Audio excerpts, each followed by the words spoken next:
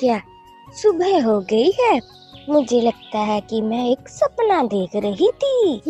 मुझे लगता है कि सुबह के सपने तो सच हो जाते हैं।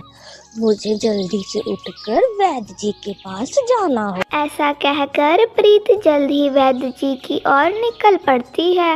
रास्ते में प्रीत को उसकी छोटी बहन गौरी देख लेती है और कहती है, अरे ये क्या, सुबह सुबह दीदी किस ओर जा रही हैं?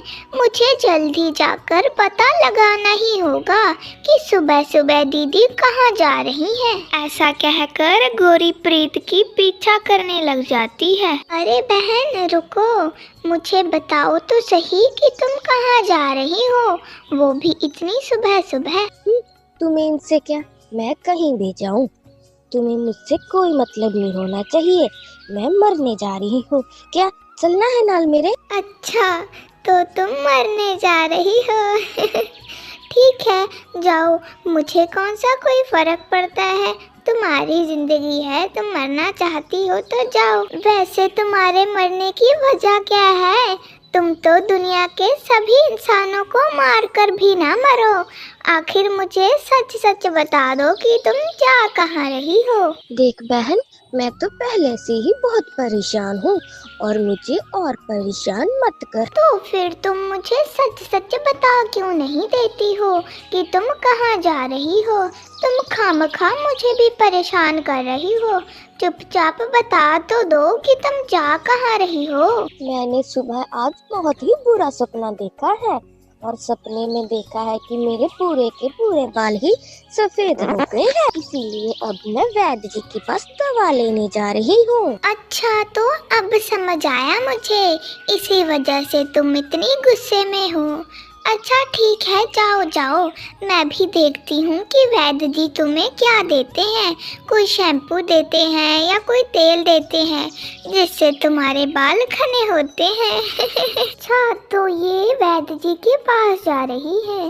मेरे दिमाग में जो चीज़ चल रही है, अगर मैं वो कर पाई तो मेरी दीदी तो रो रो कर बुरा हाल कर देगी नंद जी, मैंने तो आपको सब कुछ सच बता दिया है।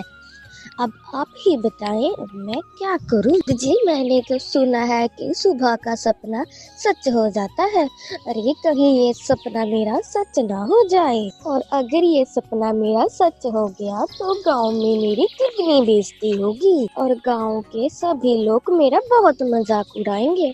वैद्य जी, आप जल्दी से कुछ कीजिए। बहन, तुम्हें इतना डरने की कोई जरूरत नहीं है। बहन, मैं तुम्हें जड़ी बूटियों वाला एक बहुत ही अच्छा तेल देता हूँ। उस तेल को लगाने से बहुत ही ज्यादा घने और काले हो जाएंगे। बहन, तुम सुबह बाल धोकर इस तेल को लगाकर और धूप में बैठ जाना, फिर तुम्हारे बाल कन्याकुमारी की तरह काले हो जाएंगे। अरे वाह वैद्य जी, आपका धन्यवाद। फिर प्रीत वो तेल लेकर घर वापस लौट जाती है। वाह, यहाँ पर तो बहुत अच्छी धूप निकली है। मैं अपने तेल को यहाँ धूप में रख देती हूँ और अंदर जाकर सिर धोकर आती हूँ। पर अगर किसी पंछी ने इसे गिरा दिया तो मैं अपने तेल को यहाँ अकेला छोड़कर कैसे जाऊँ? मैं ऐसा करती हूँ, अपनी पड़ोसन को आवाज लगा लेती हूँ, वो मेरा इस तेल का ध्यान रखेगी। वैसे भी वो कोई काम धंधा तो करती नहीं है, बस फिर खाली बैठने से तो अच्छा है कि वो मेरे तेल का ध्यान रख ले। गोरी, ओ गोरी, गोरी बहन, कहाँ हो तुम? हाँ दीदी बोलो, क्या बात है? आप मुझे क्यों बुला रही हो? बहन, मैं वैद्य जी से तेल लेकर आई हूँ और मैं इस तेल को यहाँ लकड़ियों पर रख कर जा रही हूँ।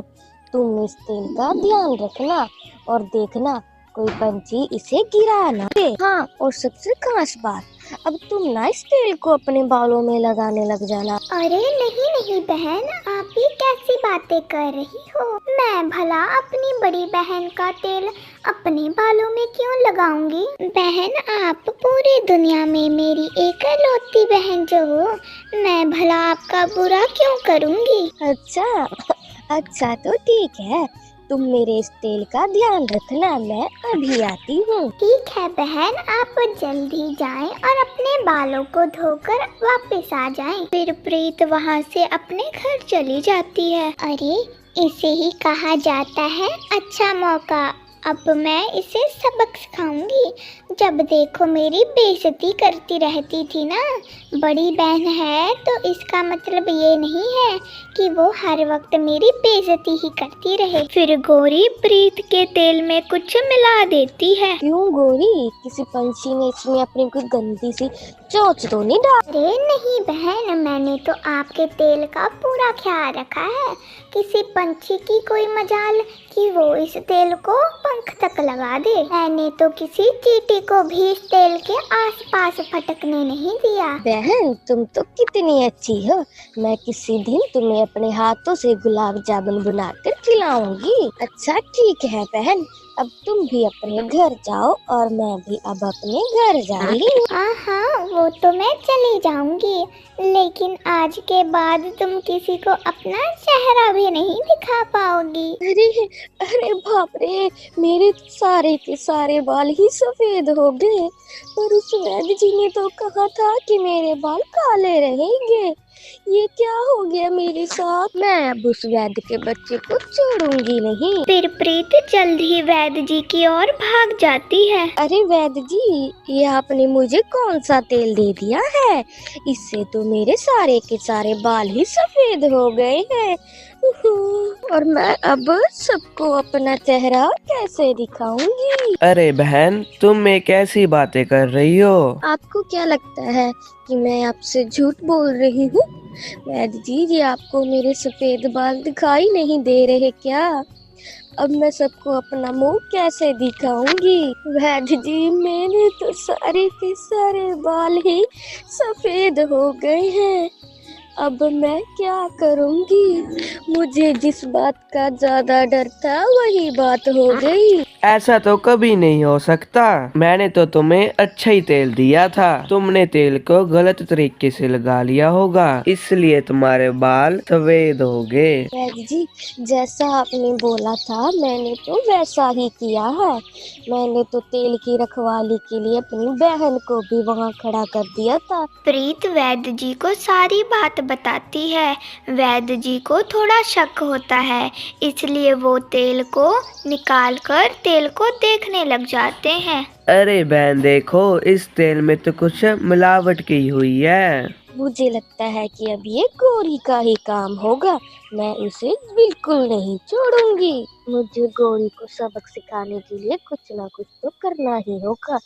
अब मुझे उसके लिए एक साजिश तैयार करके उसे सबक सिखाती हूँ। मैंने तो तुम्हें सही तेल दिया था, किसी ने इसमें मिलावट कर दी है। अरे बहन, तुम चिंता मत करो, मैं तुम्हें एक और नया तेल दे देता हूँ, फिर तुम्हारे बाल काले हो जाएंगे। फिर प्रीत वहाँ से चली जाती है। गौरी बहन, ओ गौरी बहन, जरा बाहर तो आना।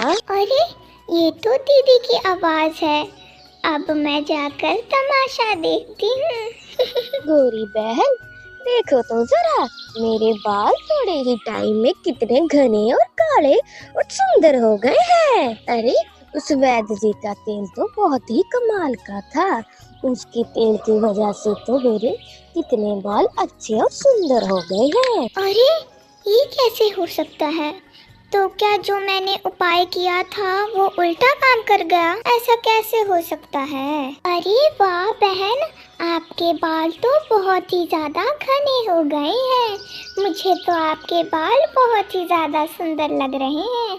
आखिर किसी के इतने घने और इतने काले बाल कैसे हो सकते हैं? ये तो उन वैद्य जी के तेल का कमाल है। अब जो भी बहन इस तेल को लगाएगी उसके बाल काले और लंबे और सुंदर हो जाएंगे। अरे बहन, तो क्या आप ये तेल मेरे नहीं लगाओगी? बड़ी बहन के इतने सुंदर काले और घने बाल हैं और छोटी बहन के इतने गंदे और कितने रूखे सूखे बाल हैं।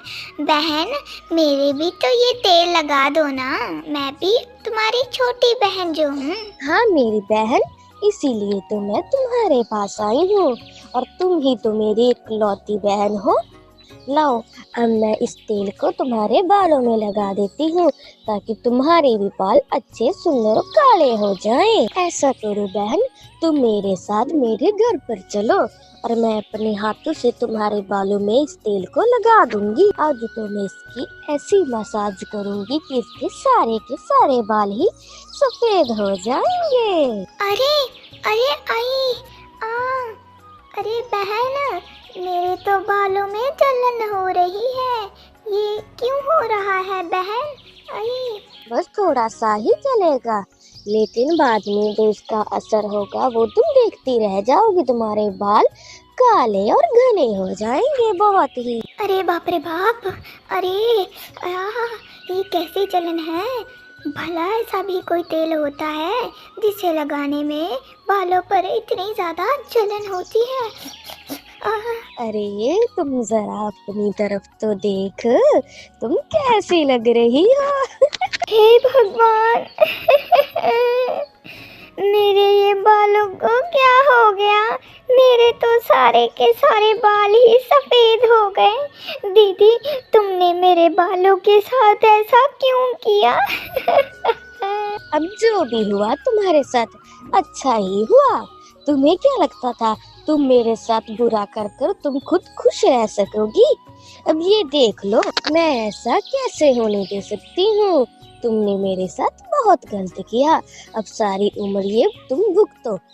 तुम्हारे बाल सारी उम्र ऐसे ही सफेद रहेंगे। ऐसा कहकर प्रीत वहाँ से भाग जाती है। प्रीत के पीछे पीछे ही गोरी भी भाग जाती है। अरे रुको रुको बहन, मैं आज तुम्हें बिल्कुल नहीं छोड़ूंगी। तुमने मेरे सारे के सारे बाल ही सफेद कर दिए हैं। रुको। फिर वो दोनों बहनें लड़ने लग जाती हैं। प्यारे दोस्तों, अगर आपको ये हमारी कहानी अच्छी लगी तो हमारे चैनल को सब्सक्राइब करना मत भूलना।